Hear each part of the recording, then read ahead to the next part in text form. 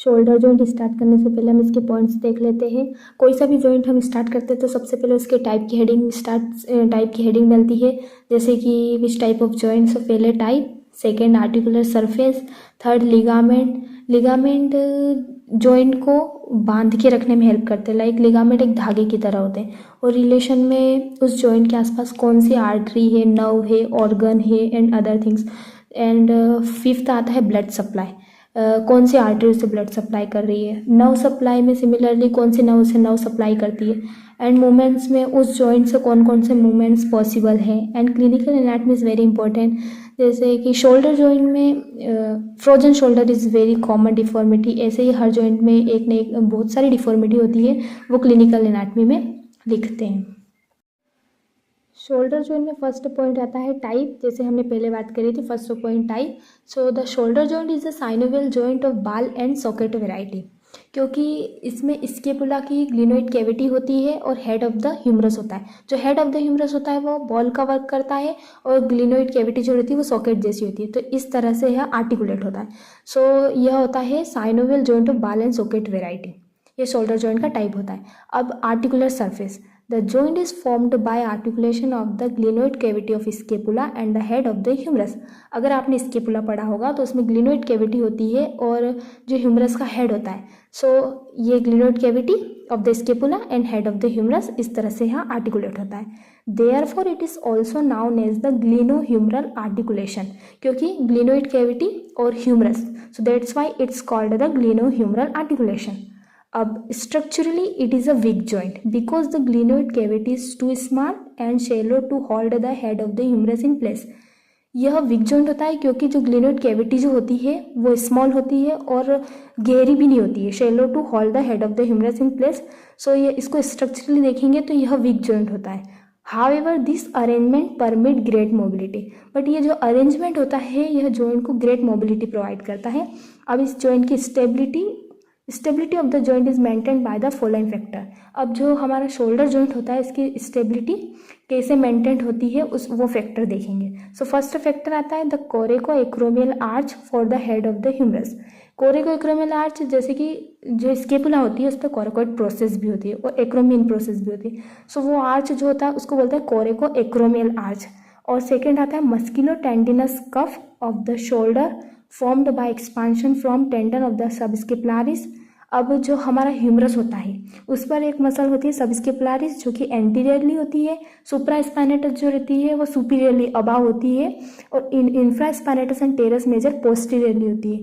तो ये सब मसल्स जो रहती है इसको बोलते हैं मस्कुलो टेंडिनस कफ। इसका मसल्स का एक कफ बनता है उसको musculotendinous cuff of the shoulder. So ये जो मसल्स होती है ये भी इसकी स्टेबिलिटी को मेंटेन करने में हेल्प करती है जॉइंट की। अब नेक्स्ट आता है the ग्लिनोइडल labrum, helps in deepening the glenoid fossa. अब ग्लिनोइडल लेब्रम क्या होता है? सो ग्लिनोइडल लेब्रम वो होता है जैसे कि ये हो गई हमारी, ये होती है ग्लिनोइड कैविटी, ये ग्लिनोइड कैविटी हो गई। अब जो ग्लिनोइड कैविटी में इसकी जो मार्जिन है ना, इस पर जो एक और बनाएंगे इस तरह से मार्जिन, इसको बोलते हैं ग्लिनोइडल लेब्रम। अब ये मार्जिन बनेगी इस पे ग्लिनोइड कैविटी पर, तो इसका जो ये रहेगी इसकी डेप्थ इंक्रीज होगी जिससे, तो इस लेयर को बोलते हैं ग्लिनोइडल लेब्रम। ये हो जाती है ग्लिनोइड कैविटी और इसके ऊपर जो लेयर बनती है उसको बोलते हैं ग्लिनोइडल लेब्रम। अब जितनी हम इसके अंदर लेयर बनाएंगे इतना यह डीप होगा, तो यह इसकी डेप्थ को इंक्रीज करने की हेल्प करता है। तो glenoidal labrum helps in deepening the glenoid fossa. अब नेक्स्ट पॉइंट आता है stability also provided by the muscles attaching the humerus. अब जो इस जॉइंट की स्टेबिलिटी प्रोवाइड कराती है, कुछ मसल्स भी प्रोवाइड कराती है जो ह्यूमरस पर अटैच होती है। सो फर्स्ट मसल है the pectoral girdle, and second आती है हमारी the long head of the biceps brachii, और इसके ही सिमिलरली एक होती है the long head of the triceps brachii. Biceps brachii का long head and triceps brachii का लॉन्ग हेड, एंड एक आता है हमारा पेक्टोरल गर्डल। ये तीनों मसल्स इसकी स्टेबिलिटी प्रोवाइड करने में हेल्प करती है जो कि ह्यूमरस पर अटैच होती है। अब नेक्स्ट है ligaments. Ligaments are very important. So 4 ligaments है। फर्स्ट आता है capsular ligament. Capsular ligament is common, हर जॉइंट में जो कैप्सूल को कवर करता है, मतलब जो कैप्सूल जॉइंट को कवर करता है उसको बोलते हैं कैप्सुलर लिगामेंट। सेकंड आता है कोरेको ह्यूमरल लिगामेंट, जो स्केपुला पर कोरोकेट प्रोसेस होती है और ह्यूमरस के हेड तक, ये जो लिगामेंट होता है उसको बोलते हैं coracohumeral ligament. And transverse humeral ligament, ये ह्यूमरस पर होता है, अब इसको हम डिटेल में आगे पढ़ेंगे। और ग्लिनोइडल लेब्रम, जो कि लेयर होती है ग्लिनोइड फोसा के आसपास, जो कि ग्लिनोइड फोसा की डेप्थ को इंक्रीज करने में हेल्प करती है, उसे ग्लिनोइडल लेब्रम कहते हैं। अब फर्स्ट आता है कैप्सुलर लिगामेंट। सो फर्स्ट है the capsular ligament, it is very loose and permit free movement. Capsular ligament जो रहता है वेरी लूज होता है। अब इसको हम डायग्राम में देखेंगे, तो डायग्राम में ये रहा हमारा glenoid cavity of the scapula, ये हेड ऑफ द ह्यूमरस। अब ये जो दिख रही है ग्रीन कलर की मार्जिन इधर से और इधर से, ये होता है कैप्सूल। फर्स्ट पॉइंट है it is very loose and permit free movements. Second आता है it is least supported inferiorly where dislocations is common, क्योंकि इन्फीरियरली यह कम सपोर्टेड होती है जहाँ पर डिसलोकेशन होने के चांसेस ज़्यादा होते हैं। सो सच अ डिसलोकेशन में damage the closely related axillary nerve.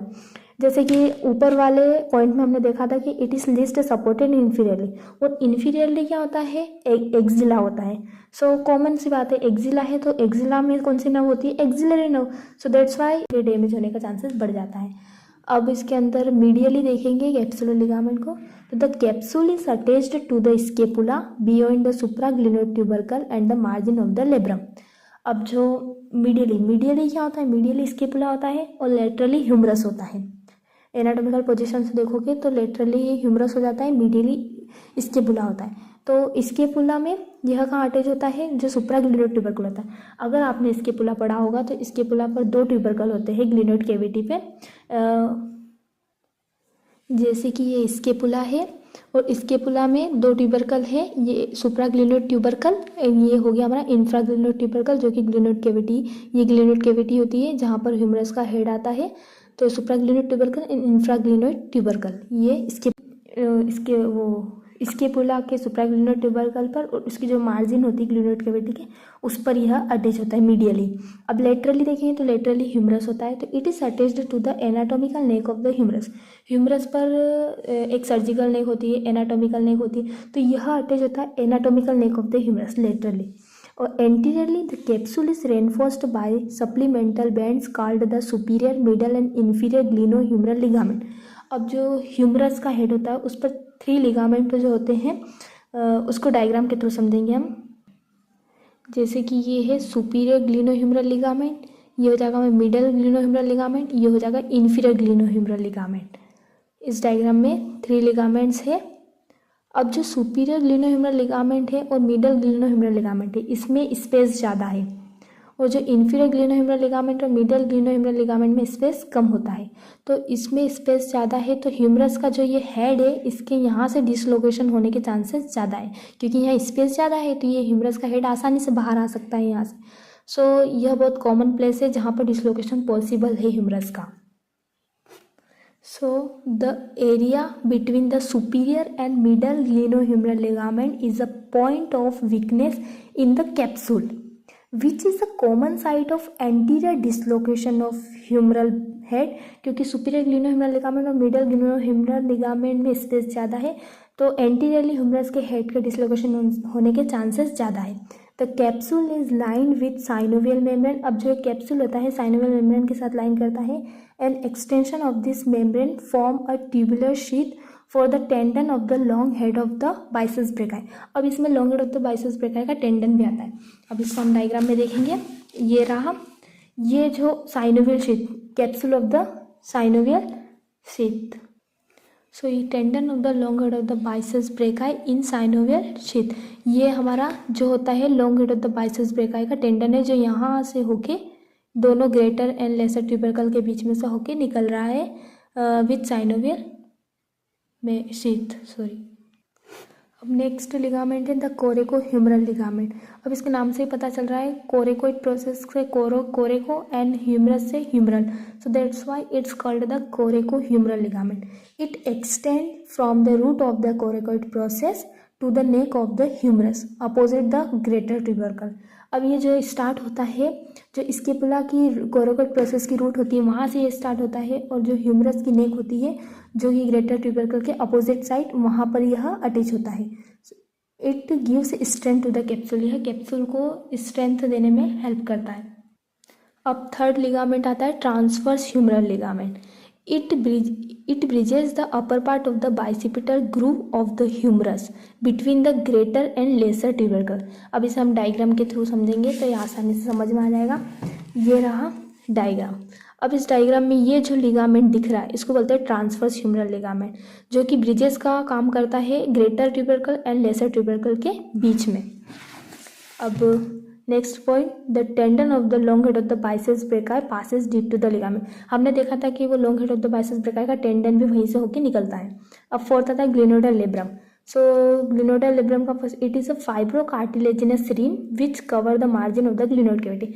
हमने पहले भी देखा था कि ग्लिनोइड कैविटी की जो मार्जिन है जिसको कवर करती है उसको बोलते हैं ग्लिनोडल लेब्रम। उसको ये मेन लाइन है, the it is a fibro cartilaginous rim increasing the depth of the cavity. वो मार्जिन जो रहती है उसकी ग्लिनोइड फोसा की डेप्थ को इंक्रीज करने में हेल्प करता है। अब नेक्स्ट आएगा bursa related to the joint. अब इस जॉइंट से कौन कौन से बर्सा रिलेट करते हैं, तो 3 बर्सा होते हैं। फर्स्ट आता है द सब एक्रोमियल बर्सा, जिसे सब डेल्टोइड बर्सा भी कहते हैं। सेकंड होता है the sub स्केपुलारिस bursa and third होता है द इंफ्रास्पाइनेटस बर्सा। 3 बर्सा होते हैं इस शोल्डर जॉइंट में। अब रिलेशंस हम नेक्स्ट वीडियो में पढ़ेंगे, और रिलेशंस हम डायग्राम के बेसिस पर पढ़ेंगे तो हमें बहुत आसानी से समझ में आ जाएंगे। और थैंक यू। पूरा शोल्डर जॉइंट कंप्लीट होने के बाद मैं इसके नोट्स भी लास्ट में, वीडियो के लास्ट में प्रोवाइड करूँगी। और हर टॉपिक में डायग्राम बहुत इंपॉर्टेंट होते हैं। हर एक टॉपिक में 2 या 3 डायग्राम तो बहुत ही इंपॉर्टेंट होते हैं, जो कि उससे हम आसानी से समझा सकते हैं एग्जामिनर को, और हम उससे हमारे नोट्स भी बहुत अच्छे क्लियर समझ में आते हैं। सो अभी मैंने इसमें डायग्राम नहीं बनाया है, पर डायग्राम भी, लिगामेंट्स को समझने के लिए डायग्राम बनाना जरूरी है। रिलेशंस के लिए डायग्राम बहुत इंपॉर्टेंट है। तो जब ये शोल्डर जॉइंट पूरा कंप्लीट हो जाएगा तब मैं उसके लास्ट वीडियो के लास्ट में इसके नोट्स भी प्रोवाइड करूँगी।